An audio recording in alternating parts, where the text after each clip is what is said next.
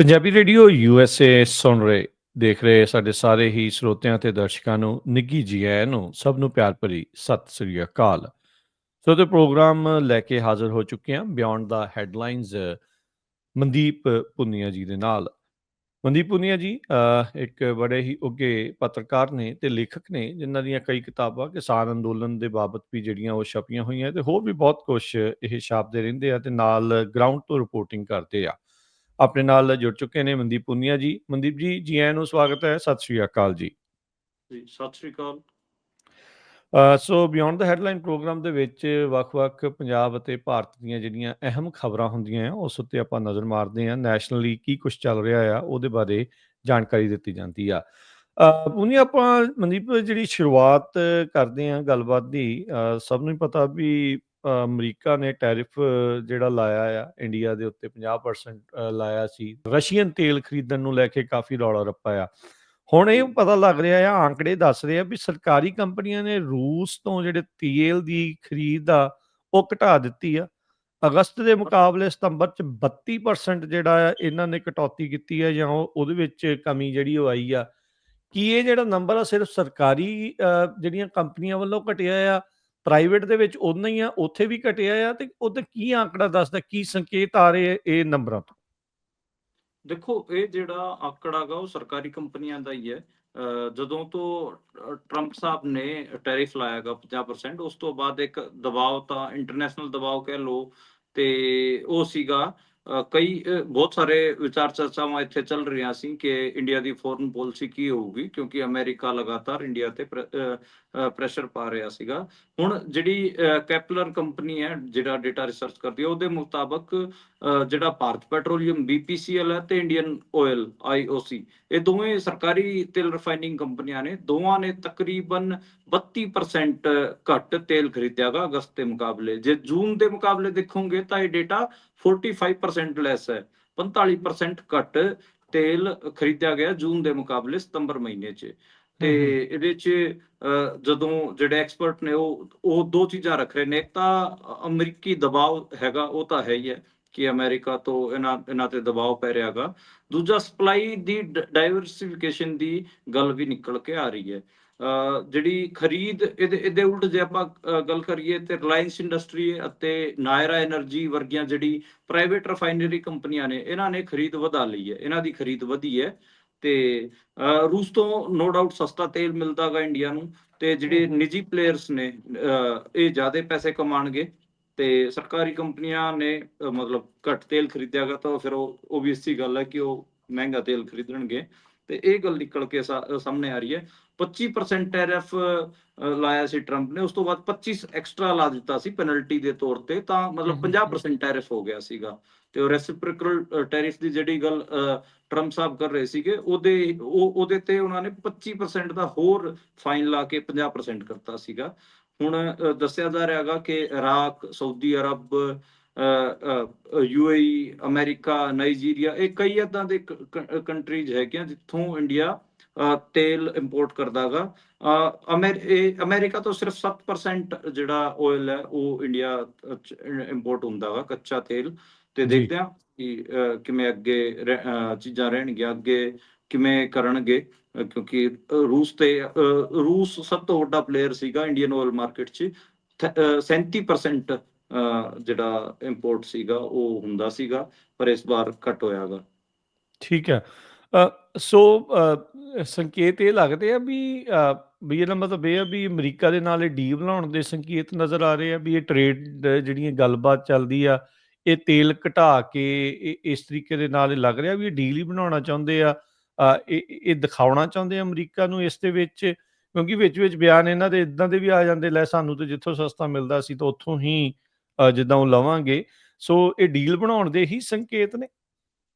ਦੇਖੋ, ਇੱਕ ਗੱਲ ਤਾਂ ਇਹ ਹੈ ਕਿ ਅਮਰੀਕਾ ਤੋਂ ਜਿਹੜਾ ਇੰਡੀਆ ਤੇਲ ਖਰੀਦਦਾ ਗਾ, ਉਹ ਜਿੰਨੇ ਬਾਕੀ ਦੇ ਮੁਲਕ ਮੈਂ ਗਣਾਏ ਹੈਗੇ ਉਹਨਾਂ ਤੋਂ ਸਭ ਤੋਂ ਮਹਿੰਗਾ ਹੈਗਾ। ਤਾਂ ਮੈਨੂੰ ਲੱਗਦਾ ਗਾ ਕਿ ਸ਼ਾਇਦ ਮਹਿੰਗਾ ਤੇਲ ਖਰੀਦਣ ਵੱਲ ਤਾਂ ਇੰਡੀਆ ਨਹੀਂ ਵਧੂਗਾ। ਹਾਂ, ਇਹ ਗੱਲ ਜ਼ਰੂਰ ਹੈ ਕਿ ਰੂਸ ਤੇ ਜਿਹੜੀ ਡਿਪੈਂਡੈਂਸ ਹੈ, ਰਸੀਆ ਤੇ ਜਿਹੜੀ ਡਿਪੈਂਡੈਂਸ ਉਹਨੂੰ ਘਟਾਊਗਾ, ਤੇ ਹੋਰ ਜਿਹੜੇ ਦੂਜੇ ਮੁਲਕ ਨੇ ਉਹਨਾਂ ਤੇ ਡਿਪੈਂਡੈਂਸ ਵਧਾਊਗਾ। ਇਹ ਸੰਕੇਤ ਹਜੇ ਮਿਲ ਰਹੇ ਨੇ। ਮਤਲਬ ਦੇਖਦੇ ਹਾਂ ਕਿ ਅੱਗੇ ਕਿਵੇਂ ਚੀਜ਼ਾਂ ਸੈੱਟ ਬਹਿੰਦੀਆਂ ਨੇ। ਅਮਰੀਕਾ ਦੇ ਆਫੀਸ਼ੀਅਲਸ ਅਤੇ ਇੰਡੀਅਨ ਆਫੀਸ਼ੀਅਲਸ ਵੀ ਆਪਾਂ ਦੇਖ ਰਹੇ ਸੀਗੇ ਕਿ ਪਿਛਲੇ 15 ਦੌਰਾਨ ਹੀ ਦੋ ਵਾਰ ਮਿਲੇ ਸੀਗੇ। ਗੁਪਤ ਮੀਟਿੰਗਾਂ ਸੀਗੀਆਂ, ਪਰ ਹੂੰ, ਹੂੰ। ਦੱਸਿਆ ਜਾ ਰਿਹਾ ਹੈਗਾ ਕਿ ਟਿਊਨਿੰਗ ਬਿਠਾਉਣ ਦੀ ਕੋਸ਼ਿਸ਼ ਹੋ ਰਹੀ ਹੈ। ਜੀ, ਜੀ। ਮਨਦੀਪ ਪੁਨੀਆ, ਅਗਲੀ ਜਿਹੜੀ ਆਪਾਂ ਗੱਲ ਵੱਲ ਵੱਧਦੇ ਹਾਂ, ਸੋਨਮ ਵਾਂਗਚੁਕ ਜਿਨ੍ਹਾਂ ਨੂੰ ਗ੍ਰਿਫਤਾਰ ਕਰ ਲਿਆ ਗਿਆ ਆ, ਉਹਨਾਂ ਦੀ ਪਤਨੀ ਨੇ ਹੁਣ ਸਵਾਲ ਕੀਤਾ ਆ ਕਿ ਭਾਰਤ ਸੱਚਮੁੱਚ ਆਜ਼ਾਦ ਹੈ?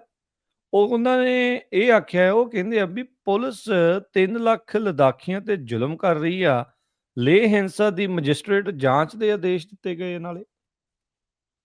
ਦੇਖੋ, ਇਹ ਲਗਾਤਾਰ ਡਿਬੇਟ ਬਣਿਆ ਹੋਇਆ ਹੈ। 2019 ਚ ਸਟੇਟਹੁੱਡ ਖਤਮ ਕਰ ਦਿੱਤਾ ਗਿਆ ਸੀਗਾ ਜੰਮੂ ਕਸ਼ਮੀਰ ਦਾ। ਲੱਦਾਖ ਜੰਮੂ ਕਸ਼ਮੀਰ ਦਾ ਹਿੱਸਾ ਹੁੰਦਾ ਸੀਗਾ ਤੇ ਲੇਹ ਹੂੰ, ਲੱਦਾਖ ਨੂੰ ਫਿਰ ਅੱਡ ਕਰਕੇ ਉਹਨਾਂ ਨੇ ਯੂਨੀਅਨ ਟੈਰੀਟਰੀ ਬਣਾ ਦਿੱਤੀ ਸੀਗੀ। ਹੁਣ ਆਪਾਂ ਦੇਖ ਰਹੇ ਹਾਂ ਕਿ ਜਿਹੜੀ ਲਗਾਤਾਰ ਇਹ ਗੱਲ ਨਿਕਲ ਕੇ ਆ ਰਹੀ ਹੈ ਕਿ 6 ਸਾਲ ਉਹਨਾਂ ਦੇ ਅੰਦੋਲਨ ਨੂੰ ਹੋ ਚੁੱਕੇ ਨੇ। ਉਹ ਸਟੇਟਹੁੱਡ ਦੀ ਡਿਮਾਂਡ ਕਰ ਰਹੇ ਨੇ। ਸੋਨਮ ਵਾਂਗਚੁਕ ਨੇ ਪੈਦਲ ਯਾਤਰਾ ਵੀ ਕੀਤੀ ਸੀਗੀ, ਪਰ ਹੁਣ ਉਹ ਗਾਂਧੀਵਾਦੀ ਤਰੀਕੇ ਨਾਲ ਫਾਸਟ ਕਰ ਰਹੇ ਸੀਗੇ। ਪਰ ਉੱਥੇ ਨੌਜਵਾਨ ਮੁੰਡਿਆਂ ਨੇ ਜਾ ਕੇ, ਲੱਦਾਖ ਦੇ ਨੌਜਵਾਨ ਮੁੰਡਿਆਂ ਨੇ ਜਾ ਕੇ ਬੀਜੇਪੀ ਦੇ ਦਫ਼ਤਰ ਨੂੰ ਅੱਗ ਲਾ ਦਿੱਤੀ ਸੀਗੀ ਤੇ ਹੂੰ, ਮੌਕੇ ਤੇ 4 ਲੱਦਾਖੀ ਮੁੰਡਿਆਂ ਦੀ ਡੈਥ ਵੀ ਹੋਈ ਹੈ ਪੁਲਿਸ ਦੀ ਗੋਲੀ ਨਾਲ। ਤੇ ਉਸੇ ਨੂੰ ਮੁੱਖ ਰੱਖਦਿਆਂ ਜਿਹੜੀ ਉਹਨਾਂ ਦੀ ਪਤਨੀ ਹੈ ਗੀਤਾਂਜਲੀ, ਉਹਨਾਂ ਨੇ ਟਵਿੱਟਰ ਤੇ ਲਿਖਿਆ ਹੈਗਾ ਕਿ ਕੀ ਭਾਰਤ ਵਾਕਈ ਆਜ਼ਾਦ ਹੈ। ਉਹਨਾਂ ਨੇ ਕਿਹਾ ਕਿ ਤਕਰੀਬਨ 30 ਕਰੋੜ ਭਾਰਤੀਆਂ ਤੇ ਅਤਿਆਚਾਰ ਕਰਨ ਵਾਸਤੇ ਬ੍ਰਿਟਿਸ਼ ਸੈਨਾ ਨੇ 1,35,000 ਜਿਹੜੇ ਇੰਡੀਅਨ ਸਿਪਾਹੀ ਸੀ ਉਹ ਇਸਤੇਮਾਲ ਕੀਤੇ ਸੀਗੇ। ਹੁਣ ਅੱਜ ਦੇ ਟਾਈਮ 3 ਲੱਖ ਲੱਦਾਖੀਆਂ ਤੇ ਅਤਿਆਚਾਰ ਕਰਨ ਵਾਸਤੇ 2400 ਲੱਦਾਖੀ ਪੁਲਿਸੀਆਂ ਦਾ ਇਸਤੇਮਾਲ ਕਰ ਰਹੀ ਹੈ ਤੇ ਦੁਰਉਪਯੋਗ ਕੀਤਾ ਜਾ ਰਿਹਾ ਹੈਗਾ। ਆਪਾਂ ਨੂੰ ਪਤਾ ਹੈ ਕਿ ਜਿਹੜੇ ਉੱਥੇ ਲਗਾਤਾਰ ਰੇਡਾਂ ਚੱਲ ਰਹੀਆਂ ਨੇ, ਤਕਰੀਬਨ 80 ਤੋਂ ਵੱਧ ਨੌਜਵਾਨਾਂ ਨੂੰ ਉੱਥੇ ਗ੍ਰਿਫਤਾਰ ਕੀਤਾ ਜਾ ਚੁੱਕਿਆ ਹੈਗਾ।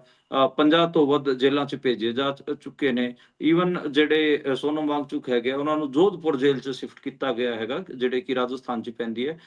NSA ਉਹਨਾਂ ਤੇ ਲਗਾਇਆ ਗਿਆ ਹੈ। ਜਿਵੇਂ ਅੰਮ੍ਰਿਤਪਾਲ ਸਿੰਘ ਨੂੰ ਪੰਜਾਬ ਤੋਂ ਲੈ ਕੇ ਉਹ ਅਸਮ ਦੀ ਡਿਬਰੂਗੜ੍ਹ ਜੇਲ੍ਹ ਲੈ ਕੇ ਗਏ, NSA ਲਗਾਇਆ ਗਿਆ। ਸੇਮ ਸੋਨਮ ਵਾਂਗਚੁਕ ਨਾਲ ਹੋਇਆ। ਉਹਨਾਂ ਨੂੰ ਲੇਹ ਲੱਦਾਖ ਤੋਂ ਹੂੰ, ਹੂੰ। ਰਾਜਸਥਾਨ ਦੀ ਜੋਧਪੁਰ ਜੇਲ੍ਹ 'ਚ ਸ਼ਿਫਟ ਕੀਤਾ ਗਿਆ ਹੈਗਾ ਤੇ NSA ਲਗਾਇਆ ਗਿਆ ਹੈਗਾ ਤੇ ਉਹਨਾਂ ਨੂੰ ਵੀ ਦੇਸ਼ ਦਰੋਹੀ ਬਣਾਉਣ ਦੀ ਪੂਰੀ ਕੋਸ਼ਿਸ਼ ਚੱਲ ਰਹੀ ਹੈ। ਇਹ ਗੱਲ ਉਹਨਾਂ ਦੀ ਪਤਨੀ ਲਗਾਤਾਰ 2 ਦਿਨ ਦਿੱਲੀ ਵੀ ਸੀਗੇ। ਸਾਡੇ ਨਾਲ ਵੀ ਉਹਨਾਂ ਦੇ ਦੋਸਤਾਂ ਦੀ ਗੱਲਬਾਤ ਹੋ ਰਹੀ ਸੀਗੀ ਤੇ ਉਹ ਲਗਾਤਾਰ ਕੈਂਪੇਨ ਕਰ ਰਹੇ ਨੇ ਕਿ ਉਹਨਾਂ ਦੇ ਪਤੀ ਨੂੰ ਛੱਡਿਆ ਜਾਵੇ। ਤੇ ਦੇਖਦੇ ਹਾਂ ਜਿਹੜੀ ਮੈਜਿਸਟ੍ਰੇਟ ਦੀ ਜਾਂਚ ਦੀ ਗੱਲ ਨਿਕਲ ਕੇ ਆ ਰਹੀ ਹੈ ਕਿ ਲੇਹ ਵਾਇਲੈਂਸ ਤੇ ਮੈਜਿਸਟਰੀਅਲ ਜਿਹੜੀ ਇਨਕੁਆਇਰੀ ਬਿਠਾ ਦਿੱਤੀ ਗਈ ਹੈ। ਹੂੰ, ਜੀ। ਅਗਲੀ ਮਨਦੀਪ ਪੁਨੀਆ, ਗੱਲ ਕਰਦੇ ਹਾਂ ਆਪਾਂ ਛੱਤੀਸਗੜ੍ਹ ਤੇ ਬਿਹਾਰ ਦੇ ਵਿੱਚ ਬਿਜਲੀ ਡਿੱਗਣ ਦੇ ਨਾਲ 7 ਲੋਕਾਂ ਦੀ ਮੌਤ ਹੋਈ ਆ। ਉੱਤਰ ਪ੍ਰਦੇਸ਼ ਅਤੇ ਮੱਧ ਪ੍ਰਦੇਸ਼ ਵਿੱਚ ਇੱਕ ਦੀ ਮੌਤ ਹੋਈ ਆ। 4 ਦਿਨਾਂ 'ਚ 13 ਰਾਜਾਂ 'ਚ ਤੇਜ਼ ਹਵਾਵਾਂ ਤੇ ਮੀਂਹ ਦੀ ਉਮੀਦ ਵੀ ਨਾਲ ਦੱਸੀ ਜਾ ਰਹੀ ਹੈ। ਇਹ ਕਿਆ ਸੁਣਾਈਆਂ ਨੇ? ਦੇਖੋ, ਇੰਡੀਆ ਦੇ ਵਿੱਚ ਮੌਨਸੂਨ ਨੂੰ ਲੈ ਕੇ ਇਸ ਵਾਰ ਜਿਹੜਾ ਮੌਨਸੂਨ ਪਿਆ ਹੈਗਾ, ਖਾਸੀ ਘਬਰਾਹਟ ਹੈਗੀ ਆ ਕਿਉਂਕਿ ਹੂੰ, ਤਕਰੀਬਨ 15 ਸੂਬੇ ਏਦਾਂ ਦੇ ਰਹੇ ਜਿੱਥੇ ਹੜ੍ਹਾਂ ਦੀ ਮਾਰ ਰਹੀ। ਪੰਜਾਬ ਵੀ ਉਹਨਾਂ 'ਚ ਇੱਕ ਹੈ, ਹਰਿਆਣਾ ਵੀ ਉਹਨਾਂ 'ਚ ਇੱਕ ਹੈ। ਤੇ ਹੁਣ ਇਹ ਨਿਕਲ ਕੇ ਆਇਆ ਸੀਗਾ ਕਿ 20 ਸਤੰਬਰ ਤੋਂ ਬਾਅਦ ਜਿਹੜਾ ਇੰਡੀਅਨ ਮੌਨਸੂਨ ਸੀਗਾ ਉਹ ਸਿਮਟ ਗਿਆ ਸੀਗਾ, ਉਹ ਵਾਪਸ ਜਾ ਰਿਹਾ ਸੀਗਾ। ਪਰ ਖੈਰ ਹੁਣ ਦੁਬਾਰੇ ਤੋਂ ਇਹ ਖਬਰਾਂ ਨੇ ਕਿ 13 ਸੂਬਿਆਂ ਅੰਦਰ ਦੁਬਾਰੇ ਤੋਂ ਅਗਲੇ 4 ਦਿਨ ਮੌਸਮ ਖਰਾਬ ਰਹੂਗਾ। ਲਾਈਟਨਿੰਗ ਹੋਈ ਹੈ, ਬਿਜਲੀ ਡਿੱਗੀ ਹੈ, ਉਸ ਕਰਕੇ 8-9 ਲੋਕਾਂ ਦੀ ਡੈਥ ਹੋਈ ਹੈ ਪੂਰੇ ਮੁਲਕ 'ਚ। 7 ਯੂਪੀ ਬਿਹਾਰ 'ਚ, ਛੱਤੀਸਗੜ੍ਹ ਬਿਹਾਰ 'ਚ ਤੇ ਯੂਪੀ ਅਤੇ MP 'ਚ ਇੱਕ ਜਾਣੇ ਦੀ ਡੈਥ ਹੋਈ ਹੈ।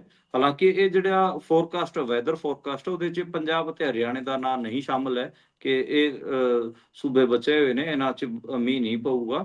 ਪਰ ਬਾਕੀ ਦੇ ਜਿਹੜੇ ਸੈਂਟਰਲ ਇੰਡੀਆ ਦੇ ਸੂਬੇ ਨੇ, ਉੱਤਰ ਪ੍ਰਦੇਸ਼, ਮੱਧ ਪ੍ਰਦੇਸ਼, ਬਿਹਾਰ, ਛੱਤੀਸਗੜ੍ਹ, ਉੱਥੇ ਬੰਗਾਲ ਤੱਕ ਜਿਹੜੀ ਮੀਂਹ ਦਾ ਅਲਰਟ ਜਾਰੀ ਕੀਤਾ ਗਿਆ ਹੈਗਾ। ਮਨਦੀਪ ਪੁਨੀਆ, ਲਾਈਕ ਇਹ ਹੁਣ ਸਾਰੀਆਂ ਚੀਜ਼ਾਂ ਆ, ਇਹਦੇ ਵਿੱਚ ਲੋਕਾਂ ਦਾ ਉੱਦਾਂ ਯਕੀਨ ਹੈਗਾ ਹੈ ਮੈਟ ਡਿਪਾਰਟਮੈਂਟ ਦੇ ਉੱਤੇ? ਪੰਜਾਬ ਵਾਲਿਆਂ ਨੂੰ ਜਦੋਂ ਇਹ ਦੱਸਿਆ ਗਿਆ, ਜਦੋਂ ਪਾਣੀ ਫਿਰ ਵੀ ਉਹ ਵਧਿਆ, ਛੱਡ ਦਿੱਤਾ ਗਿਆ, ਲੋਕਾਂ ਦਾ ਭਰੋਸਾ ਕਿੰਨਾ ਕੁ ਹੈ ਮੌਸਮ ਵਿਭਾਗ ਦੇ ਉੱਤੇ, ਉਹਨਾਂ ਦੀਆਂ ਇਦਾਂ ਦੀਆਂ ਜਿਹੜੀਆਂ ਗੱਲਾਂ ਦੇ ਉੱਤੇ? ਦੇਖੋ, ਵੈਦਰ ਫੋਰਕਾਸਟਿੰਗ ਤੇ ਇੰਡੀਆ ਦੀ ਓਦਾਂ ਭਰੋਸੇਮੰਦ ਤਾਂ ਨਹੀਂ ਰਹੀ, ਪਰ ਮਤਲਬ ਲੋਕਾਂ ਕੋਲ ਇਸ ਟਾਈਮ ਜਿਹੜਾ ਇੰਨਾ ਨੁਕਸਾਨ ਹੋ ਰਿਹਾ ਹੈਗਾ, ਉਹਨਾਂ ਕੋਲ ਚਾਰਾ ਵੀ ਕੀ ਆਪਸ਼ਨ ਵੀ ਕੋਈ ਨਹੀਂ ਹੈ। ਉਹਦੀ ਆਪਾਂ ਕਹਿ ਲਈਏ ਕਿ ਸਿਰਫ ਇਹ ਕੰਮ ਉਹੀ ਕਰਦੇ ਨੇ ਤੇ ਉਹਨਾਂ ਨੇ ਹੁਣ ਦੁਬਾਰੇ ਕਿਹਾ ਹੈਗਾ ਕਿ 4 ਦਿਨ ਦਾ ਅਲਰਟ ਜਾਰੀ ਕੀਤਾ ਹੈ, ਤੇ ਅਲਰਟ ਜਾਰੀ ਕੀਤਾ ਤਾਂ ਫਿਰ ਮਤਲਬ ਕਿਸਾਨ ਜਾਂ ਫਿਰ ਲੋਕਲ ਜਿਹੜੇ ਜਿੱਥੇ ਹੜ੍ਹਾਂ ਦੀ ਮਾਰ ਹੈਗੀ ਆ, ਉਹ ਵਿਚਾਰੇ ਕੀ ਕਰਨਗੇ? ਉਹ ਬਸ ਆਪਣੀ ਤਿਆਰੀਆਂ ਹੀ ਕਰਨਗੇ। ਹੂੰ, ਹੂੰ, ਸਰਕਾਰਾਂ ਹੂੰ, ਤਾਂ ਗਾਇਬ ਹੈਗੀਆਂ ਹੀ, ਮਤਲਬ ਲੋਕਾਂ ਨੂੰ ਉਹਨਾਂ ਰੱਬ ਦੇ ਹਵਾਲੇ ਹੀ ਛੱਡਿਆ ਹੋਇਆ ਸਰਕਾਰਾਂ ਨੇ ਤਾਂ ਹੂੰ, ਹੂੰ, ਮਤਲਬ ਇਹ ਆਪਸ਼ਨ ਨਹੀਂ ਹੈ। ਮਤਲਬ ਜੇ ਆਪਾਂ ਕਹਿ ਲਈਏ ਕਿ ਇਸ ਵੈਦਰ ਫੋਰਕਾਸਟਿੰਗ ਤੇ ਯਕੀਨ ਕਰਨ ਤੋਂ ਇਲਾਵੇ ਕੋਈ ਆਪਸ਼ਨ ਹੂੰ। ਲੋਕਾਂ ਕੋਲ ਹੈ ਨਹੀਂ। ਹੈ ਨਹੀਂ ਆ, ਮਜਬੂਰੀ ਆ ਉਹਨਾਂ ਦੀ ਬਣੀ ਹੋਈ ਆ। ਸਰਕਾਰ ਨੇ ਐਸੇ ਹੀ ਗਧੀ ਗੇੜ ਦੇ ਵਿੱਚ ਇਹਨਾਂ ਨੂੰ ਪਾਇਆ ਹੋਇਆ ਸਾਰੇ ਪਾਸੇ। ਹਰਿਆਣਾ ਦੇ ਕਿਸਾਨਾਂ ਨੂੰ ਆਈਐਮਟੀ ਵਿੱਚ ਦਿਲਚਸਪੀ ਨਹੀਂ ਆ। ਪੈਟਰੋਲ ਤੇ ਸਿਰਫ 7,000 ਏਕੜ ਜ਼ਮੀਨ ਰਜਿਸਟਰਡ ਹੈ। ਟੀਚਾ ਇਹਨਾਂ ਦਾ 35,000 ਏਕੜ ਦਾ ਸੀਗਾ। 3 ਜ਼ਿਲ੍ਹਿਆਂ ਵਿੱਚ ਵਿਰੋਧ ਪ੍ਰਦਰਸ਼ਨ ਵੀ ਹੋ ਰਹੇ ਆ। ਦੱਸਿਓ ਜੀ ਕੀ ਆ ਪੂਰਾ ਮਾਜਰਾ? ਜਿਵੇਂ ਲੈਂਡ ਪੂਲਿੰਗ ਪਾਲਿਸੀ ਪੰਜਾਬ 'ਚ ਲੈ ਕੇ ਆਏ ਸੀ, ਐਵੇਂ ਹੀ ਹਰਿਆਣੇ 'ਚ ਵੀ ਇਹ ਕਿਸਾਨਾਂ ਦੀਆਂ ਫਰਟਾਈਲ ਜ਼ਮੀਨਾਂ ਤੇ ਇਹਨਾਂ ਦੀ ਅੱਖ ਹੈਗੀ ਆ। ਇਹ ਇੰਡਸਟਰੀ ਬਣਾਉਣ ਦੇ ਨਾਤੇ, ਇੰਡਸਟਰੀਅਲ ਮਾਡਲ ਟਾਊਨਸ਼ਿਪ ਬਣਾਉਣ ਦੇ ਨਾਤੇ ਹਰਿਆਣੇ ਦੇ ਵਿੱਚ ਕਿਸਾਨਾਂ ਤੋਂ ਜ਼ਮੀਨ ਮੰਗੀ ਗਈ ਸੀਗੀ। ਤਕਰੀਬਨ 35,500 ਏਕੜ ਜ਼ਮੀਨ ਚਾਹੀਦੀ ਸੀ, ਪਰ ਸਿਰਫ ਦੱਸਿਆ ਜਾ ਰਿਹਾ ਹੈਗਾ ਕਿ ਸਿਰਫ ਔਰ ਸਿਰਫ 7,000 ਏਕੜ ਜ਼ਮੀਨ ਦਾ ਰਜਿਸਟ੍ਰੇਸ਼ਨ ਹੋ ਪਾਇਆ ਹੈਗਾ। ਤੇ ਜੀਂਦ ਨੂੰ ਅਤੇ ਪਲਵਲ ਉੱਥੇ ਕਈ ਥਾਵਾਂ ਤੇ ਲੈਂਡ ਐਕੁਜੀਸ਼ਨ ਨੂੰ ਲੈ ਕੇ, ਜ਼ਮੀਨਾਂ ਨੂੰ ਖੋਹਣ ਨੂੰ ਲੈ ਕੇ ਅੰਦੋਲਨ ਚੱਲ ਰਹੇ ਨੇ। ਮੇਵਾਤ ਦੇ ਵਿੱਚ ਤਾਂ ਬਹੁਤ ਜ਼ਿਆਦਾ ਉਗਰ ਹੈਗਾ, ਉੱਥੇ ਤਾਂ ਜਿਹੜੀ ਸਰਕਾਰ ਹੈ ਉਹ ਜ਼ਬਰਦਸਤੀ ਕਬਜ਼ਾ ਵੀ ਲੈਣਾ ਚਾਹ ਰਹੀ ਹੈ। ਅੰਬਾਲੇ ਦੇ ਵਿੱਚ, ਜੀਂਦ ਦੇ ਵਿੱਚ, ਰਵਾੜੀ ਦੇ ਵਿੱਚ, ਮੇਵਾਤ ਦੇ ਵਿੱਚ ਏਦਾਂ ਦੇ ਜ਼ਿਲ੍ਹੇ ਨੇ ਜਿੱਥੇ ਆਈਐਮਟੀ ਬਣਾਉਣਾ ਚਾਹੁੰਦੀ ਹੈ ਸਰਕਾਰ, ਮੌਕੇ ਦੀ ਹਕੂਮਤ, ਪਰ ਕਿਸਾਨ ਰਾਜੀ ਨਹੀਂ ਹੈਗਾ। ਕਿਸਾਨਾਂ ਨੂੰ ਲੱਗਦਾ ਹੈਗਾ ਕਿ ਉਹਨਾਂ ਦੀ ਜਿਹੜੀ ਜ਼ਮੀਨਾਂ ਨੇ ਉਹਨਾਂ ਦਾ ਮੁੱਲ ਵੱਧ ਹੈ, ਪਰ ਇਹ ਇੰਡਸਟਰੀ ਦੇ ਨਾਤੇ ਸਾਡੇ ਇੱਥੋਂ ਧੱਕੇ ਨਾਲ ਖੋਹਣਾ ਚਾਹੁੰਦੇ ਨੇ। ਉਹਦੇ ਉਲਟ ਹਰਿਆਣੇ 'ਚ ਅੰਦੋਲਨ ਚੱਲ ਰਹੇ ਨੇ। ਪੰਜਾਬ 'ਚ ਥੋੜੇ ਵੱਡੇ ਲੈਵਲ ਦੇ ਅੰਦੋਲਨ ਸੀਗੇ, ਹਰਿਆਣੇ 'ਚ ਪੋਕੇਟਸ 'ਚ ਆਪਾਂ ਨੂੰ ਇਹ ਆਈਐਮਟੀਜ਼ ਦੇ ਖਿਲਾਫ ਅੰਦੋਲਨ ਦੇਖਣ ਨੂੰ ਮਿਲ ਰਹੇ ਨੇ। ਅੱਛਾ ਮਨੀਪੁਰੀਆ, ਇਹ ਦੱਸਿਓ ਵੀ ਕੀ ਕਿਸਾਨ ਜੋ ਕਿਸਾਨ ਜਦੋਂ ਕਰਦੇ ਆਪਣੇ ਗਵਾਂਢੀ ਸੂਬੇ, ਜਿੱਦਾਂ ਆਪਾਂ ਲੈਂਡ ਪੂਲਿੰਗ ਦੀ ਗੱਲ ਕਰਦੇ ਵੀ, ਉਹ ਆਪਾਂ ਇਹ ਦੇਖਿਆ ਕਿ ਉੱਥੋਂ ਦੀ ਗਵਾਂਢੀ ਸੂਬਾ ਹੁਣ ਹਰਿਆਣੇ ਵਾਲੇ ਸਮਝਦੇ ਨਹੀਂ ਆ ਵੀ ਕਿਸਾਨ ਆਪਣੀ ਜਿਹੜੀ ਇੰਨੀ ਉਪਜਾਊ ਜ਼ਮੀਨ ਆ, ਬੇਸ਼ਕੀਮਤੀ ਆ, ਮਤਲਬ ਜਿਸ ਦਾ ਕੋਈ ਮੁੱਲ ਨਹੀਂ ਆ, ਉਹਨੂੰ ਨਹੀਂ ਵੇਚਣਾ ਚਾਹੁੰਦੀ, ਜਿਸ ਦੇ ਉੱਤੇ ਉਹ ਪੂਰੀ ਤਰ੍ਹਾਂ ਉਹਨਾਂ ਦੇ ਪਰਿਵਾਰ ਡਿਪੈਂਡੈਂਟ ਨੇ, ਉਹ ਫਿਰ ਵੀ ਇਦਾਂ ਦੀਆਂ ਚੀਜ਼ਾਂ ਲੈ ਕੇ ਆਉਂਦੇ ਆ। ਮਤਲਬ ਇਹਨਾਂ ਦੇ ਪਿੱਛੇ ਟੀਚਾ ਕੀ ਹੁੰਦਾ ਆ, ਸੋਚ ਕੀ ਹੁੰਦੀ ਆ, ਜਦੋਂ ਉਹਨਾਂ ਨੂੰ ਪਤਾ ਆ ਵੀ ਭਾਰਤ ਦੇ ਵਿੱਚ, ਪੰਜਾਬ 'ਚ ਆਪਾਂ ਦੇਖਿਆ, ਹੁਣ ਹਰਿਆਣੇ ਦੇ ਵਿੱਚ ਵੀ ਜ਼ਮੀਨਾਂ ਦੇ ਨਾਲ ਪ੍ਰੇਮ ਇੰਨੇ ਜੁੜੇ ਆ, ਪਰ ਫਿਰ ਵੀ ਇਦਾਂ ਦੀਆਂ ਚੀਜ਼ਾਂ ਲਈ ਆਉਂਦੇ ਨੇ। ਦੇਖੋ, ਬੇਸਿਕਲੀ ਇੰਡੀਆ ਦੀ ਜੇ ਅੱਜ ਦੇ ਟਾਈਮ ਤੁਸੀਂ ਇਕਨੋਮਿਕ ਪਾਲਿਸੀ ਦੇਖੋਗੇ ਤਾਂ ਉਹਨਾਂ ਦਾ ਮੰਨਣਾ ਹੈਗਾ ਕਿ ਅਸੀਂ ਪਿੰਡਾਂ ਤੋਂ ਲੋਕ ਮੂਵ ਕਰਾਣੇ ਨੇ, ਉਹ ਸ਼ਹਿਰਾਂ ਵੱਲ ਵਧਣ ਤੇ ਹੂੰ, ਸ਼ਹਿਰਾਂ 'ਚ ਹੂੰ। ਆਉਣ। ਮਤਲਬ ਇੱਕ ਜਿਹੜੀ ਐਗਰੀਕਲਚਰ ਹਾਊਸਹੋਲਡ ਹੁੰਦਾ ਗਾ ਇੱਕ, ਉਹਦੇ ਤੋਂ ਉਹਨਾਂ ਨੇ ਲੋਕਾਂ ਨੂੰ ਕੱਢਣਾ ਗਾ ਤੇ ਇੰਡਸਟਰੀਅਲ ਐਕਟੀਵਿਟੀ 'ਚ ਪਾਉਣਾ ਗਾ। ਇਹ ਬਹੁਤ ਸਾਰੇ ਏਦਾਂ ਦੇ ਟਾਰਗੇਟ ਇੰਡੀਅਨ ਜਿਹੜੇ ਆਪਾਂ ਕਹਿ ਲਈਏ ਕਿ ਨੀਤੀ ਬਣਾਉਣ ਵਾਲੇ ਲੋਕ ਹੈ, ਪਾਲਿਸੀ ਮੇਕਿੰਗ ਵਾਲੇ ਜਿਹੜੇ ਲੋਕ ਹੈਗੇ, ਉਹਨਾਂ ਨੇ ਸਿਰਜੇ ਹੋਏ ਨੇ। ਉਹਨਾਂ ਦੇ ਅਨੁਸਾਰ ਇਹ ਚੀਜ਼ਾਂ ਚੱਲਦੀਆਂ ਨੇ। ਅਗਲੇ ਇਹ ਚੀਜ਼ਾਂ ਲੈ ਕੇ ਚੱਲ ਰਹੇ ਨੇ ਕਿ ਅਸੀਂ ਇਕਨੋਮਿਕ ਜ਼ੋਨ ਬਣਾਵਾਂਗੇ, ਆਈਐਮਟੀਜ਼, ਇੰਡਸਟਰੀਅਲ ਟਾਊਨਸ਼ਿਪਸ ਬਣਾਵਾਂਗੇ, ਉੱਥੇ ਅਸੀਂ ਮੈਨੂਫੈਕਚਰਿੰਗ ਨੂੰ ਅਟਰੈਕਟ ਕਰਾਂਗੇ। ਪਰ ਜਿਹੜੇ ਡਾਟਾ ਹੈਗੇ ਆ ਉਹ ਕੁਝ ਹੋਰ ਕਹਿੰਦੇ ਨੇ। ਜਿਵੇਂ ਇਹਨਾਂ ਨੇ ਇੱਕ ਇੰਡਸਟਰੀਅਲ ਕੋਰੀਡੋਰ ਡਿਵੈਲਪ ਕੀਤਾ ਸੀ, ਦਿੱਲੀ ਮੁੰਬਈ ਇੰਡਸਟਰੀਅਲ ਕੋਰੀਡੋਰ ਠੀਕ ਕੋਰੀਡੋਰ ਹੈ। ਉਹਦੇ ਤੇ ਇਹਨਾਂ ਨੇ ਕਈ ਸਾਰੇ ਸ਼ਹਿਰਾਂ ਨੂੰ ਸ਼ਹਿਰਾਂ ਦੇ ਵਿੱਚ ਆਈਐਮਟੀਜ਼ ਡਿਵੈਲਪ ਕੀਤੀਆਂ ਸੀ, ਪਰ ਕਿਸੇ ਵੀ ਸ਼ਹਿਰ ਦੀ ਆਈਐਮਟੀ ਅੱਜ ਤੱਕ ਡਿਵੈਲਪ ਨਹੀਂ ਹੋ ਪਾਈ ਹੈ। ਇੱਥੇ ਇੰਡੀਆ 'ਚ ਮੈਨੂਫੈਕਚਰਿੰਗ ਵੀ ਘਟ ਰਹੀ ਹੈਗੀ ਆ। ਇਸ ਵਾਰ ਸਿਰਫ ਜੇ ਆਪਾਂ ਮੌਕੇ ਦੇ ਜੇ ਡਾਟਾ ਦੇਖਾਂਗੇ, ਉਹਦੇ ਵਿੱਚ ਵੀ ਬਹੁਤ ਸਾਰਾ ਆਪਾਂ ਨੂੰ ਸਮਝ ਆ ਜਾਊਗਾ ਕਿ ਇੰਡੀਆ ਮਤਲਬ ਬੇਸਿਕ ਚੀਜ਼ਾਂ ਵੀ ਨਹੀਂ ਬਣਾ ਪਾ ਰਿਹਾ, ਨਾ ਤਾਂ ਚਿਪ ਬਣਾ ਪਾ ਰਿਹਾ ਹੈਗਾ, ਨਾ ਇੰਡੀਆ ਹੂੰ, 'ਚ ਮੈਨੂਫੈਕਚਰਿੰਗ ਵੱਧ ਰਹੀ ਹੈ। ਠੀਕ ਹੈ ਕਿ ਕੁਝ ਜਿਹੜੀ ਕਾਰ ਬਣਾਉਣ ਵਾਲੀਆਂ ਜਿਹੜੀਆਂ ਕੰਪਨੀਆਂ ਨੇ, ਜਿਨ੍ਹਾਂ ਨੂੰ ਏਸ਼ੀਅਨ ਮਾਰਕੀਟ ਵਾਸਤੇ ਕਾਰ ਬਣਾਉਣੀਆਂ ਪੈਂਦੀਆਂ ਨੇ, ਅਫਰੀਕਨ ਮਾਰਕੀਟਸ ਵਾਸਤੇ ਕਾਰ ਬਣਾਉਣੀਆਂ ਪੈਂਦੀਆਂ ਨੇ, ਉਹ ਮਾੜਾ ਮੋਟਾ ਇੱਧਰ ਆਪਣਾ ਕੰਮ ਕਰ ਲੈਂਦੀਆਂ ਨੇ। ਬਾਕੀ ਮੈਨੂਫੈਕਚਰਿੰਗ ਇੰਡਸਟਰੀ ਤੋਂ ਗਾਇਬ ਹੈ। ਤੁਸੀਂ ਇਕੱਲੀ ਆਈਐਮਟੀਜ਼ ਡਿਵੈਲਪ ਕਰਕੇ ਕੀ ਕਰ ਲਓਗੇ ਜਦੋਂ ਤੱਕ ਕੰਪਨੀਆਂ ਇੱਥੇ ਮੈਨੂਫੈਕਚਰ ਕਰਨ ਵਾਸਤੇ ਇੰਟਰਸਟਿਡ ਹੀ ਨਹੀਂ ਹੈ? ਤਾਂ ਇਹ ਇੱਕ ਵੱਡਾ ਸਵਾਲ ਹੈ। ਮਤਲਬ ਮੈਨੂੰ ਲੱਗਦਾ ਗਾ ਕਿ ਜੇ ਲੋੜ ਹੈਗੀ ਆ ਤਾਂ ਠੀਕ ਹੈ ਕਿ ਇੰਡਸਟਰੀ ਨੂੰ ਡਿਵੈਲਪ ਕਰਨ ਦਿੱਤਾ ਜਾਵੇ। ਪਹਿਲਾਂ ਹੀ ਤੁਹਾਡੀ ਬਹੁਤ ਸਾਰੀਆਂ ਆਈਐਮਟੀਜ਼ ਜਿਹੜੀਆਂ ਹੈਗੀਆਂ, ਬਹੁਤ ਸਾਰੇ ਜਿਹੜੇ ਤੁਸੀਂ ਇੰਡਸਟਰੀਅਲ ਟਾਊਨਸ਼ਿਪ ਡਿਵੈਲਪ ਕੀਤੀਆਂ ਸੀਗੀਆਂ, ਉਹ ਤਾਂ ਉਹਨਾਂ ਨੂੰ ਤਾਂ ਭਰ ਲਿਓ ਪਹਿਲੇ ਜਾ ਕੇ। ਉਹ ਤਾਂ ਖਾਲੀ ਪਈਆਂ ਨੇ। ਇੱਥੇ ਤੁਸੀਂ ਹੋਰ ਜ਼ਮੀਨ ਲੈ ਕੇ ਉਹਨਾਂ ਕਿਸਾਨਾਂ ਨਾਲ ਧੱਕਾ ਕਰਕੇ ਕੀ ਕਰ ਲਓਗੇ? ਇਹ ਇੱਕ ਹੂੰ, ਸਵਾਲ ਗਲਤ ਹੈ ਹੀ। ਹੂੰ। ਬਣਨਾ ਇਹ ਚਾਈਨਾ ਚਾਹੁੰਦੇ ਆ ਜਾਂ ਚਾਈਨਾ ਨੂੰ ਟੱਕਰ ਦੇਣਾ ਚਾਹੁੰਦੇ ਆ, ਪਰ ਹੁਣ ਦੀ ਵਿਦੇਸ਼ ਨੀਤੀ ਦੇ ਵਿੱਚ ਤੇ ਚਾਈਨਾ ਦੇ ਪੈਰਾਂ 'ਚ ਜਾ ਕੇ ਬੈਠੇ ਆ। ਸੋ ਸਮਝ ਨਹੀਂ ਆਉਂਦੀ ਵੀ ਕਰਨਾ ਕੀ ਹੈਗਾ ਆ। ਤੇ ਇਹਨਾਂ ਦੀਆਂ ਪਾਲਿਸੀਆਂ ਕੁਛ ਨੇ ਤੇ ਅੰਦਰ ਖਾਤੇ ਕੁਛ ਆ। ਲੋਕਾਂ ਨੂੰ ਬੇਸਿਕਲੀ ਰੁਜ਼ਗਾਰ ਦੇ ਉੱਤੇ ਇਹ ਲਾਉਣਾ ਚਾਹੁੰਦੇ ਆ ਵੀ ਆਪਣੇ ਬਲਬੂਤੇ ਦੇ ਉੱਤੇ ਇਹ ਕਮਾਈਆਂ ਕਰਨ ਜੋਗੇ ਨਾ ਹੋਣ ਤੇ ਸਾਨੂੰ ਬੇਸਿਕਲੀ ਅੱਖਾਂ ਜਿਹੜੀਆਂ ਉਹ ਨਾ ਦਿਖਾ ਸਕਣ ਤੇ ਸਾਡੇ ਟੁਕੜਿਆਂ ਦੇ ਉੱਤੇ ਪਲਣ। ਸੋ ਇਹ ਸਿਚੁਏਸ਼ਨ ਦੇ ਵੱਲ ਨੂੰ ਜਿਹੜਾ ਉਹ ਘੱਲ ਰਹੇ ਆ।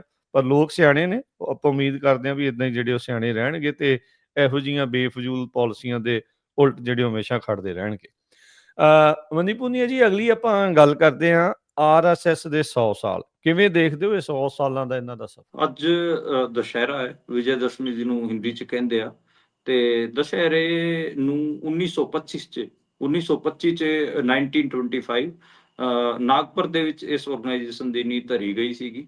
ਉਸ ਤੋਂ ਲੈ ਕੇ ਅੱਜ ਤੱਕ 100 ਸਾਲ ਇਸ ਆਰਗੇਨਾਈਜੇਸ਼ਨ ਦੇ ਹੋ ਰਹੇ ਨੇ। ਅੱਜ RSS ਦੇ ਮੁਖੀ ਜਿਹੜੇ ਮੋਹਨ ਭਾਗਵਤ ਹੈਗੇ ਆ, ਉਹਨਾਂ ਨੇ ਅੱਜ ਭਾਸ਼ਣ ਵੀ ਕੀਤਾ ਹੈਗਾ ਤੇ ਅੱਜ ਥਾਂ ਥਾਂ ਤੇ ਇਹਨਾਂ ਨੇ ਆਪਣੇ ਮਾਰਚ ਵਗੈਰਾ ਵੀ ਕੱਢੇ ਹੈਗੇ ਆ, ਜਿੱਥੇ ਖਾਸ ਕਰ ਹਿੰਦੀ ਬੋਲਦੇ ਇਲਾਕਿਆਂ 'ਚ ਤਾਂ ਇਹਨਾਂ ਦੀ ਠੀਕ ਠਾਕ ਪ੍ਰੈਜ਼ੈਂਸ ਅੱਜ ਇਹਨਾਂ ਨੇ ਸ਼ੋਅ ਕੀਤੀ ਹੈਗੀ ਆ।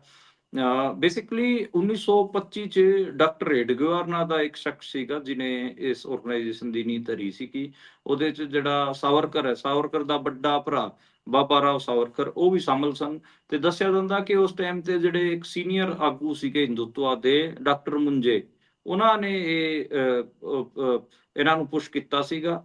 ਤੇ 1923 ਚ ਜਿਹੜਾ ਸਾਵਰਕਰ ਸੀ, ਉਹਨਾਂ ਨੇ ਕਿਤਾਬ ਲਿਖੀ ਸੀ ਹਿੰਦੂਤਵਾ। ਉਹਦੀ ਆਈਡੀਓਲੋਜੀ ਤੋਂ ਪ੍ਰਭਾਵਿਤ ਹੋ ਕੇ ਹੀ RSS ਦੀ ਨੀਂਹ ਰੱਖੀ ਗਈ ਸੀ। ਉਸ ਟਾਈਮ ਬ੍ਰਿਟਿਸ਼ਰਸ ਦੇ ਉਲਟ ਆਪਾਂ ਕਹਿ ਲਈਏ ਕਿ ਇੱਕ ਪੂਰਾ ਕਲੋਨੀਅਲਿਜ਼ਮ ਦੇ ਉਲਟ ਇੱਕ ਅੰਦੋਲਨ ਚੱਲ ਰਿਹਾ ਸੀਗਾ ਇੰਡੀਆ ਦੇ ਵਿੱਚ। ਉਹਦੇ 'ਚ ਹਿੰਦੂ, ਮੁਸਲਮਾਨ, ਸਿੱਖ, ਈਸਾਈ ਸਾਰੇ ਸ਼ਾਮਲ ਸਨ। ਤੇ ਇੱਥੇ ਅੰਦੋਲਨਕਾਰੀ ਬਹੁਤ ਗਾਂਧੀ ਤੋਂ ਲੈ ਕੇ ਭਗਤ ਸਿੰਘ, ਇੱਕ ਵੱਡੀ ਲੰਬੀ ਫਹਿਰਿਸਤ ਹੈਗੀ ਆ ਜਿੱਥੇ ਜਿਹੜੇ ਲੋਕ ਆਜ਼ਾਦੀ ਵਾਸਤੇ ਲੜ ਰਹੇ ਸੀਗੇ। ਪਰ RSS ਨੇ ਇਹ ਤੈਅ ਕੀਤਾ ਕਿ ਉਹ ਆਜ਼ਾਦੀ ਦੀ ਲੜਾਈ 'ਚ ਸ਼ਾਮਲ ਨਹੀਂ ਹੋਣਗੇ। ਈਵਨ ਸਾਵਰਕਰ ਨੇ ਜਿਹੜੀ ਆਪਣੀ ਮਰਸੀ ਪਟੀਸ਼ਨਸ ਲਿਖੀਆਂ, ਮਤਲਬ ਪਹਿਲਾਂ ਇਹ ਲੋਕ ਜਿਹੜੇ ਜਿਵੇਂ ਡਾਕਟਰ ਏਡਗਵਾਰ ਹੋ ਗਏ ਜਿਨ੍ਹਾਂ ਨੇ RSS ਬਣਾਈ, ਤੇ ਸਾਵਰਕਰ, ਇਹ ਸਾਰੇ ਵੀ ਆਜ਼ਾਦੀ ਦੇ ਅੰਦੋਲਨ 'ਚ ਸ਼ਾਮਲ ਸਨ। ਪਰ ਜਦੋਂ ਇਹਨਾਂ ਨੂੰ ਜੇਲਾਂ ਹੋਈਆਂ, ਉਸ ਤੋਂ ਬਾਅਦ ਜਦੋਂ ਇਹ ਜੇਲਾਂ ਤੋਂ ਬਾਹਰ ਆਏ, ਇਹਨਾਂ ਨੇ ਸਾਰਾ ਕੁਝ ਛੱਡ ਦਿੱਤਾ। ਸਾਵਰਕਰ ਨੇ ਤਾਂ 6 ਮਰਸੀ ਪਟੀਸ਼ਨਸ ਲਿਖੀਆਂ ਅੰਗਰੇਜ਼ਾਂ ਨੂੰ ਤੇ ਕਿਹਾ ਕਿ ਮੈਂ ਤੁਹਾਡੀ ਸੇਵਾ ਕਰਨਾ ਚਾਹੁੰਦਾ ਹਾਂ, ਮੇਰੇ ਤੋਂ ਗਲਤੀ ਹੋ ਗਈ ਅੰਦੋਲਨ 'ਚ ਸ਼ਾਮਲ ਹੋ ਕੇ, ਅੱਗੇ ਤੋਂ ਮੈਂ ਇਸ ਕਿਸਮ ਦਾ ਕੋਈ ਅੰਦੋਲਨ ਨਹੀਂ ਕਰਾਂਗਾ। ਫਿਰ ਸਾਵਰਕਰ ਨੂੰ ਛੱਡਿਆ ਗਿਆ। ਏਡਗੇਵਾਰ 1 ਸਾਲ ਜੇਲ੍ਹ 'ਚ ਰਹੇ ਸੀਗੇ। ਜੇਲ੍ਹ 'ਚ ਉਹਨਾਂ ਦੀ ਜਿਹੜਾ ਬ੍ਰਿਟਿਸ਼ ਜੇਲਰ ਸੀਗਾ, ਉਹਦੇ ਨਾਲ ਦੋਸਤੀ ਹੋ ਗਈ ਸੀਗੀ। ਜਦੋਂ ਬਾਹਰ ਨਿਕਲੇ ਤਾਂ ਉਹਨਾਂ ਦਾ ਵਜ਼ਨ ਵਧਿਆ ਹੋਇਆ ਸੀਗਾ। ਜਦਕਿ ਆਪਾਂ ਨੂੰ ਪਤਾ ਹੈ ਕਿ ਜਦੋਂ ਕੈਦ ਬਾ ਮੁਸ਼ੱਕਤ ਹੁੰਦੀ ਹੈ, ਯਾਨੀ ਕਿ ਜਦੋਂ ਜੇਲ੍ਹ ਇਸ ਕਿਸਮ ਦੀ ਦਿੱਤੀ ਜਾਂਦੀ ਹੈ ਕਿ ਤੁਹਾਨੂੰ ਉੱਥੇ ਅੰਦਰ ਲੇਬਰ ਕਰਨਾ ਪੈਂਦਾ ਗਾ, ਤੇ ਫਿਰ ਚੱਕੀ ਜਿਹਨੂੰ ਆਪਾਂ ਚੱਕੀ ਚਲਾਉਣਾ। ਚਲਾਉਣਾ ਕਹਿੰਦੇ ਆ, ਉਹ ਕੈਦ ਦਿੱਤੀ ਗਈ ਸੀ ਹੇਡਗੇਵਾਰ ਸਾਹਿਬ ਨੂੰ, ਜਿਨ੍ਹਾਂ ਨੇ RSS ਬਣਾਈ ਸੀ, ਫਾਊਂਡਰ ਆਫ RSS। ਪਰ ਉਹਨਾਂ ਦਾ ਵਜ਼ਨ ਵੱਧ ਕੇ ਨਿਕਲਿਆ। ਇਸ ਦਾ ਮਤਲਬ ਇਹ ਸੀਗਾ ਕਿ ਉਹਨਾਂ ਨੇ ਉਹ ਸਾਰਾ ਕੰਮ ਨਹੀਂ ਕੀਤਾ ਤੇ ਉਹਨਾਂ ਦੀ ਯਾਰੀ ਪੈ ਗਈ ਸੀ ਅੰਗਰੇਜ਼ਾਂ ਨਾਲ ਉੱਥੋਂ ਹੀ। ਤੇ ਉਸ ਤੋਂ ਬਾਅਦ ਉਹਨਾਂ ਨੇ ਇਹ ਸਿਰਜਣ ਦੀ ਕੋਸ਼ਿਸ਼ ਕੀਤੀ ਕਿ ਅਸਲੀ ਲੜਾਈ ਬ੍ਰਿਟਿਸ਼ਰਸ ਦੇ ਖਿਲਾਫ ਨਹੀਂ, ਬਲਕਿ RSS ਨੇ ਸਿਰਜਣ ਦੀ ਕੋਸ਼ਿਸ਼ ਕੀਤੀ ਕਿ ਅਸਲੀ ਲੜਾਈ ਤਾਂ ਮੁਸਲਮਾਨਾਂ ਦੇ ਉਲਟ ਹੈ।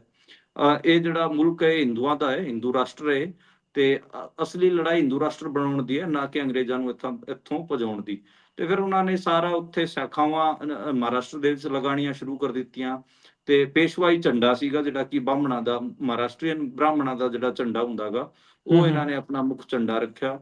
ਆਈਡੀਓਲੋਜੀ ਇਹਨਾਂ ਦੀ ਜਿਹੜੀ ਸੀਗੀ, ਜਿਹੜੇ ਡਾਕਟਰ ਮੁੰਜੇ ਸੀ ਉਹ ਮੁਸੋਲਿਨੀ ਕੋਲ ਵੀ ਜਾ ਕੇ ਆਏ ਸੀਗੇ, ਹਿਟਲਰ ਕੋਲ ਵੀ ਜਾ ਕੇ ਆਏ ਸੀ, ਤੇ ਉਸੇ ਦੇ ਪੂਰੇ ਉਹਨਾਂ ਦੀ ਚੀਜ਼ਾਂ ਨੂੰ ਹੀ ਸਮਝ ਕੇ ਇਹਨਾਂ ਨੇ ਇੱਥੇ ਪ੍ਰਾਈਵੇਟ ਮਿਲੀਸ਼ੀਆ ਵਰਗਾ ਇਹ ਸੰਗਠਨ ਬਣਾਉਣ ਦੀ ਕੋਸ਼ਿਸ਼ ਕੀਤੀ ਸੀ। ਇਹਦਾ ਡਰੈਸ ਕੋਡ ਲਾਗੂ ਕੀਤਾ ਗਿਆ, ਖਾਕੀ ਨਿੱਕਰ, ਸਫੇਦ ਸ਼ਰਟ, ਉੱਤੇ ਟੋਪੀ, ਥੱਲੇ ਕਾਲੇ ਬੂਟ, ਇਹ ਇਹਨਾਂ ਦਾ ਡਰੈਸ ਕੋਡ ਹੁੰਦਾ ਸੀਗਾ। ਪਰੇਡ ਮਾਰਚ ਵਗੈਰਾ ਵੀ ਕਰਦੇ ਸੀਗੇ, ਲਾਠੀ ਚਲਾਉਣਾ ਸਿਖਾਉਂਦੇ ਸੀਗੇ। ਪਹਿਲਾਂ ਇਹਨਾਂ ਨੇ ਸਿਰਫ ਔਰ ਸਿਰਫ ਜਿਹੜੇ ਸਕੂਲੀ ਬੱਚੇ ਤੇ ਕਾਲਜਾਂ ਦੇ ਬੱਚੇ ਟਾਰਗੇਟ ਕੀਤੇ। ਉਹਨਾਂ ਨੂੰ ਸ਼ਾਮ ਨੂੰ ਖੇਡਾਂ ਖਿਡਾਉਣ ਦੇ ਨਾਂ ਤੇ ਇਹਨਾਂ ਨੇ ਸ਼ਾਖਾਵਾਂ ਲਾਉਣੀਆਂ ਸ਼ੁਰੂ ਕੀਤੀਆਂ ਸੀਗੀਆਂ।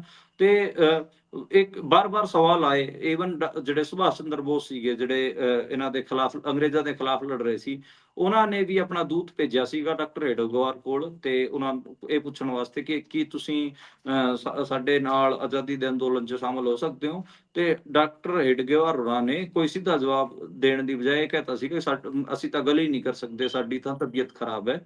ਇਹ ਕਹਿ ਕੇ ਯਾਨੀ ਕਿ ਉਹਨਾਂ ਨੂੰ ਇੱਕ ਹਿਸਾਬ ਦੀ ਨਾ ਕਰ ਦਿੱਤੀ ਸੀਗੀ। 1942 ਦੇ ਵਿੱਚ ਵੀ ਜਦੋਂ ਭਾਰਤ ਛੋੜੋ ਅੰਦੋਲਨ ਹੋਇਆ, ਉਹਦੇ 'ਚ ਵੀ ਇਹ ਕੋਈ ਸ਼ਾਮਲ ਨਹੀਂ ਹੋਏ। ਤੇ ਇਹਨਾਂ ਨੇ ਕਦੇ ਵੀ ਆਜ਼ਾਦੀ ਦੇ ਅੰਦੋਲਨ 'ਚ ਜਦੋਂ ਚੱਲ ਰਿਹਾ ਸੀਗਾ ਇੰਡੀਆ ਦਾ, ਉਹਦੇ 'ਚ ਕਦੇ ਵੀ ਇਹ ਸ਼ਾਮਲ ਨਹੀਂ ਹੋਏ। ਇਹ ਸਿਰਫ਼ ਔਰ ਸਿਰਫ਼ ਹਿੰਦੂਆਂ ਨੂੰ ਹੀ ਮੋਬਿਲਾਈਜ਼ ਕਰਨ ਤੇ ਲੱਗੇ ਰਹੇ। ਇਹ ਇਹਨਾਂ ਦਾ ਇਤਿਹਾਸ ਹੈ। ਜਿਹੜਾ ਇੱਕ ਇਹਨਾਂ ਦਾ ਸਵੈਮ ਸੇਵਕ ਸੀਗਾ ਨਾਥੂਰਾਮ ਗੋਡਸੇ, ਉਸਨੇ 30 ਜਨਵਰੀ 1948 ਨੂੰ ਮਹਾਤਮਾ ਗਾਂਧੀ ਦੇ ਛਾਤੀ ਤੇ ਗੋਲੀ ਮਾਰ ਕੇ ਉਹਨਾਂ ਦੀ ਸ਼ਹਾਦਤ ਕਰ ਦਿੱਤੀ ਵੀ ਸੀ। ਉਹਨਾਂ ਦਾ ਕਤਲ ਕਰ ਦਿੱਤਾ ਸੀਗਾ। ਤੇ ਉਸ ਟਾਈਮ ਫਿਰ ਜਿਹੜਾ ਗ੍ਰਹਿ ਮੰਤਰੀ ਸੀਗੇ ਸਰਦਾਰ ਪਟੇਲ, ਉਹਨਾਂ ਨੇ ਆਰਐਸਐਸ ਤੇ ਬੈਨ ਲਾ ਦਿੱਤਾ ਗਿਆ ਸੀਗਾ। ਫਿਰ 1950 'ਚ ਦੁਬਾਰੇ ਬੈਨ ਲਿਫਟ ਕਰ ਲਿਆ ਗਿਆ। ਤੇ ਉਸ ਤੋਂ ਬਾਅਦ 60s ਅਤੇ 70s ਦੇ ਵਿੱਚ ਇਹ ਕੋਈ ਵੱਡੇ ਸੀਨ 'ਚ ਨਹੀਂ ਦੇਖਣ ਨੂੰ ਮਿਲੇ। ਇਹਨਾਂ ਨੇ ਪਾਰਟੀਆਂ ਬਣਾਈਆਂ। ਪਹਿਲਾਂ ਜਨਸੰਘ ਪਾਰਟੀ ਹੁੰਦੀ ਸੀਗੀ, ਸੁਤੰਤਰ ਪਾਰਟੀ ਵੀ ਇਹਨਾਂ ਦੀ ਹੁੰਦੀ ਸੀਗੀ। 70s 'ਚ ਆ ਕੇ ਜਦੋਂ ਐਮਰਜੈਂਸੀ ਇੰਦਰਾ ਗਾਂਧੀ ਲਗਾਉਂਦੀ ਹੈ, ਉਦੋਂ ਇਹ ਫਿਰ ਸੀਨ 'ਚ ਹੁੰਦੇ ਨੇ। ਇਹ ਫਿਰ ਪਹਿਲਾਂ ਐਮਰਜੈਂਸੀ ਦਾ ਵਿਰੋਧ ਕਰਦੇ ਨੇ, ਫਿਰ ਇਹ ਜਨਤਾ ਪਾਰਟੀ ਬਣਾਉਂਦੇ ਨੇ, ਉਹਦੀ ਸਰਕਾਰ ਰਹਿੰਦੀ ਹੈ। ਜਦੋਂ ਜਨਤਾ ਪਾਰਟੀ ਦੀ ਸਰਕਾਰ ਹਟ ਜਾਂਦੀ ਹੈ ਤੇ ਇੰਦਰਾ ਗਾਂਧੀ ਦੀ ਸਰਕਾਰ ਆ ਜਾਂਦੀ ਹੈ, ਫਿਰ ਇੰਦਰਾ ਗਾਂਧੀ ਨਾਲ ਹੋ ਲੈਂਦੇ ਨੇ। ਇਹਨਾਂ ਦੇ ਜਿਹੜੇ ਸਵੈਮ ਸੇਵਕ ਜਿਹੜਾ ਇਹਨਾਂ 'ਚ ਹੁੰਦਾ ਗਾ ਸਰ ਸੰਚਾਲਕ, ਤੇ ਇਹ ਯਾਨੀ ਕਿ ਸਭ ਤੋਂ ਵੱਡਾ ਇਹਨਾਂ ਦਾ ਜਿਹੜਾ ਆਪਾਂ ਕਹਿ ਲਈਏ ਕਿ ਬੰਦਾ, ਜਿਵੇਂ ਅੱਜ ਦੇ ਜੀ। ਟਾਈਮ ਮੋਹਨ ਭਾਗਵਤ ਹੈ, ਉਸ ਟਾਈਮ ਬਾਲਾ ਸਾਹਿਬ ਦੇਵਰਸ ਸੀਗੇ। ਉਹਨਾਂ ਨੇ ਫਿਰ ਜਿਹੜੀ ਇੰਦਰਾ ਗਾਂਧੀ ਸੀ, ਉਹ ਬਿਲਕੁਲ ਹਿੰਦੂਆਂ ਤੇ ਹੀ ਸ਼ਿਫਟ ਹੋ ਗਈ, ਹਿੰਦੂਤਵ 'ਚ ਸ਼ਿਫਟ ਹੋ ਗਈ, ਤੇ ਫਿਰ ਉਹਨਾਂ ਨੇ ਤਾਲਮੇਲ ਬਿਠਾ ਲਿਆ। ਜਦੋਂ ਇੰਦਰਾ ਗਾਂਧੀ ਦੀ ਡੈਥ ਹੋ ਜਾਂਦੀ ਹੈ, ਉਸ ਤੋਂ ਬਾਅਦ ਵੀ ਆਪਾਂ ਨੂੰ ਪਤਾ ਹੈ ਕਿ ਦਿੱਲੀ ਦੇ ਵਿੱਚ ਜਿਹੜੇ ਐਂਟੀ ਸਿੱਖ ਰਾਈਟ ਹੋਏ, ਸਿੱਖਾਂ ਦਾ ਕਤਲੇਆਮ ਹੋਇਆ, ਉਸ ਟਾਈਮ ਵੀ ਆਪਾਂ ਨੂੰ ਪਤਾ ਹੈ ਕਿ ਆਰਐਸਐਸ ਵਾਲੇ ਸ਼ਾਮਲ ਸਨ ਸਿੱਖਾਂ ਦੇ ਕਤਲੇਆਮ 'ਚ। ਤੇ ਜੀ। ਰਾਜੀਵ ਗਾਂਧੀ ਨੇ ਆ ਕੇ ਫਿਰ ਰਾਮ ਮੰਦਿਰ ਦਾ ਤਾਲਾ ਖੁਲਾਤਾ। ਇਹਨਾਂ ਨੇ ਫਿਰ ਅੰਦੋਲਨ ਛੇੜ ਲਿਆ ਉੱਥੇ। ਫਿਰ ਇਹਨਾਂ ਨੇ ਅਯੋਧਿਆ ਦੇ ਵਿੱਚ ਜਾ ਕੇ 91 'ਚ ਇਹਨਾਂ ਨੇ ਬਾਬਰੀ ਮਸਜਿਦ ਨੂੰ ਢਾਤਾ, ਬਾਬਰੀ ਮਸਜਿਦ ਦਾ ਕਤਲ ਕਰ ਦਿੱਤਾ ਗਿਆ। ਤੇ ਉਹ ਇੱਕ ਵੱਡੀ ਘਟਨਾ ਸੀਗੀ। ਕਿਵੇਂ ਇੱਕ ਮੁਸਲਮਾਨ, ਇੱਕ ਜਿਹੜੀ ਮਾਈਨੋਰਿਟੀ ਹੈਗੀ ਆ, ਉਹਨਾਂ ਦਾ ਜਿਹੜਾ ਧਾਰਮਿਕ ਸਥਲ ਸੀਗਾ, ਉਹਨਾਂ ਦਾ ਜਿਹੜਾ ਰਿਲੀਜੀਅਸ ਪਲੇਸ ਸੀ, ਉਹਨੂੰ ਕਤਲ ਕਰਕੇ ਇਹਨਾਂ ਨੇ ਫਿਰ ਉੱਥੇ ਆਪਣੇ ਰਾਮ ਮੰਦਿਰ ਦੀ ਪੂਜਾ ਸ਼ੁਰੂ ਕਰ ਦਿੱਤੀ, ਰਾਮ ਦੀ ਪੂਜਾ ਸ਼ੁਰੂ ਕਰ ਦਿੱਤੀ।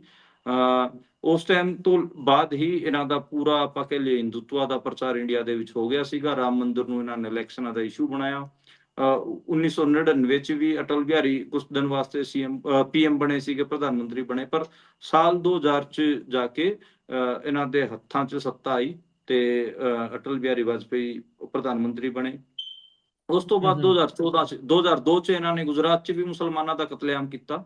ਉੱਥੇ ਉਹ ਵੀ ਆਪਾਂ ਨੂੰ ਪਤਾ ਕਿ 2002 ਦਾ ਇੱਕ ਵੱਡਾ 2002 ਗੁਜਰਾਤ ਵਾਇਲੈਂਸ, ਮਤਲਬ ਮੁਸਲਮਾਨਾਂ ਦੇ ਉਲਟ ਇੱਕ ਵੱਡਾ ਰੋਇਟ ਉੱਥੇ ਇਹਨਾਂ ਨੇ ਕੀਤਾ। ਉਸ ਤੋਂ ਬਾਅਦ ਤਾਂ ਫਿਰ ਮੋਦੀ ਨੂੰ ਇਹਨਾਂ ਨੇ ਹਿੰਦੂ ਹਿਰਦੇ ਸਮਰਾਟ ਬਣਾ ਕੇ ਉਭਾਰਨਾ ਸ਼ੁਰੂ ਕਰਤਾ ਤੇ ਸਾਲ 2014 ਤੋਂ ਬੀਜੇਪੀ ਕਾਬਜ਼ ਹੈ। ਬੀਜੇਪੀ ਆਰਐਸਐਸ ਦੀ ਪੋਲੀਟੀਕਲ ਵਿੰਗ ਹੈ। ਇਸ ਹਿਸਾਬ ਨਾਲ ਇਹਨਾਂ ਨੇ 100 ਤੋਂ ਵੱਧ ਆਪਣੇ ਵਿੰਗਸ ਬਣਾ ਰੱਖੇ ਨੇ। ਕੋਈ ਬਜਰੰਗ ਦਲ ਦੇ ਨਾਂ ਤੋਂ ਹੈਗਾ, ਕੋਈ ਵਿਸ਼ਵ ਹਿੰਦੂ ਪਰਿਸ਼ਦ ਹੈ, ਕੋਈ ਬਾਲਿਕਾ ਸੇਵਾ ਸਮਿਤੀ ਹੈ, ਕੋਈ ਬਾਲ ਭਾਰਤੀ ਹੈ, ਕੋਈ ਵਿਦਿਆ ਭਾਰਤੀ ਹੈ। ਇਸ ਹਿਸਾਬ ਦੇ ਨਾਲ 100 ਸੰਗਠਨ ਤਿਆਰ ਕਰ ਰੱਖੇ ਨੇ ਜਿਹੜੇ ਕਿ ਹਿੰਦੂਆਂ 'ਚ ਜਾ ਕੇ ਕੰਮ ਕਰਦੇ ਨੇ ਤੇ ਹਿੰਦੂ ਕਮਿਊਨਲਾਈਜੇਸ਼ਨ ਜਿਹੜੀ ਹੈਗੀ ਆ, ਹਿੰਦੂ ਫਰਕਾ ਪ੍ਰਸਤੀ, ਉਹਦੇ 'ਚ ਵਾਧਾ ਕਰਦੇ ਨੇ। ਇਹਨਾਂ ਦਾ ਮੂਲ ਏਜੰਡਾ ਹੀ ਹੈ ਕਿ ਹਿੰਦੁਸਤਾਨ ਨੂੰ ਹਿੰਦੂ ਰਾਸ਼ਟਰ ਬਣਾਉਣਾ, ਤੇ ਉਹਦੇ ਤੇ ਹੀ ਫਿਰ ਇਹ ਕੰਮ ਕਰਦੇ ਨੇ।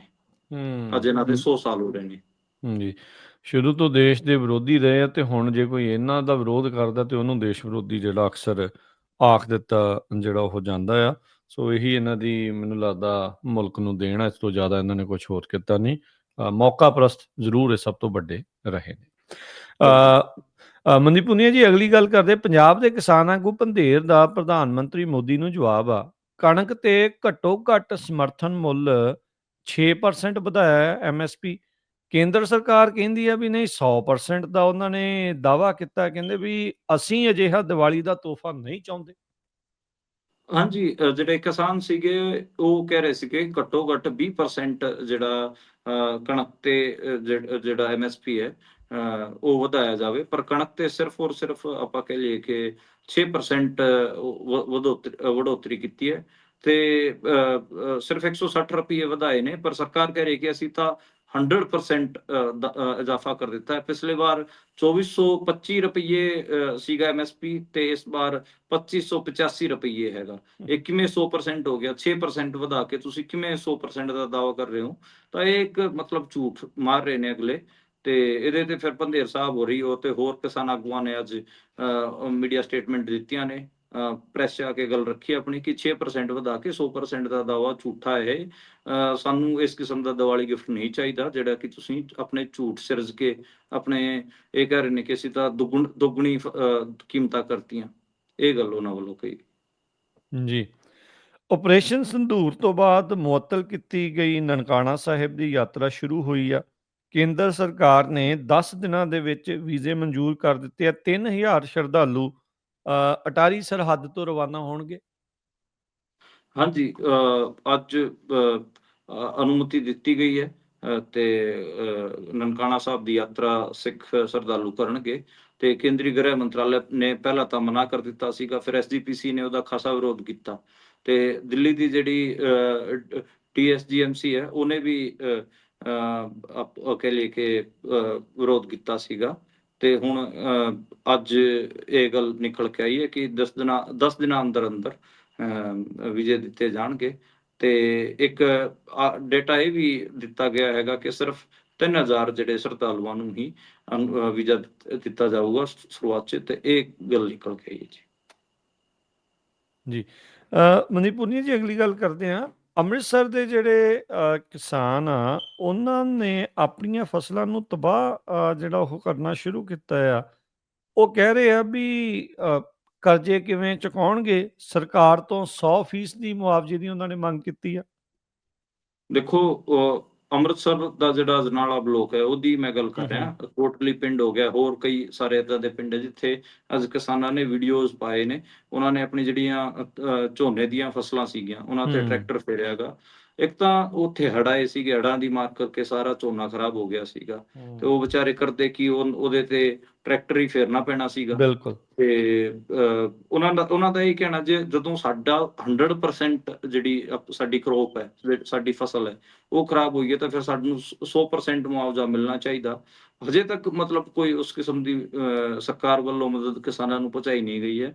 ਦੇਖੋ, ਇਹ ਸਰਕਾਰ ਇਹ ਤਾਂ ਕਹਿ ਰਹੀ ਹੈ ਕਿ ਅਸੀਂ ਗਿਰਦਾਵਰੀ ਕਰਕੇ ਦੇ ਦਿੱਤੀ ਹੈ। ਦੇਖਦੇ ਹਾਂ ਗਿਰਦਾਵਰੀ ਤੇ ਕਦੋਂ ਤੱਕ ਅਸਰ ਹੁੰਦਾ ਵਾ, ਕਿੰਨਾ ਰੁਪਏ ਦਿੱਤੇ ਜਾਣਗੇ। ਪਿਛਲੀ ਵਾਰ ਤਾਂ ਮੈਂ ਦੇਖ ਰਿਹਾ ਸੀਗਾ ਬਹੁਤ ਘੱਟ ਪੈਸੇ, ਜਦੋਂ 2023 ਚ ਹੜ੍ਹਾਂ ਦੀ ਮਾਰ ਸੀਗੀ ਪੰਜਾਬ 'ਚ, ਹਰਿਆਣੇ 'ਚ, ਉਦੋਂ ਬਹੁਤ ਘੱਟ ਪੈਸੇ ਕਿਸਾਨਾਂ ਨੂੰ ਮਿਲੇ ਸੀਗੇ। ਕਿਤੇ 8000 ਰੁਪਏ ਦੇ ਰਹੇ ਸੀ, ਕਿਤੇ 15000 ਰੁਪਏ ਦੇ ਰਹੇ ਸੀਗੇ। ਜਦ ਕਿ ਆਪਾਂ ਨੂੰ ਪਤਾ ਹੈ ਕਿ ਕਿਸਾਨ ਇੱਕ ਖੇਤ ਤੋਂ 80,000 ਰੁਪਏ, ਲੱਖ ਰੁਪਏ ਤੱਕ ਕੱਢਦਾ ਵਾ। ਤਾਂ ਇਹ ਇੱਕ ਮਾਮਲਾ ਵਾ। ਮੈਨੂੰ ਲੱਗਦਾ ਵਾ ਕਿ 100% ਮੁਆਵਜ਼ਾ ਦਿੱਤਾ ਜਾਣਾ ਚਾਹੀਦਾ। ਘੱਟੋ ਘੱਟ ਜੇ ਆਪਾਂ ਝੋਨੇ ਦੀ ਹੀ ਮਾਰ ਦੀ ਗੱਲ ਕਰੀਏ ਤਾਂ ਘੱਟੋ ਘੱਟ 50,000 ਰੁਪਏ ਪ੍ਰਤੀ ਏਕੜ ਮੁਆਵਜ਼ਾ ਬਣਦਾ ਵਾ ਕਿਸਾਨਾਂ ਦਾ। ਜੀ, ਜੀ।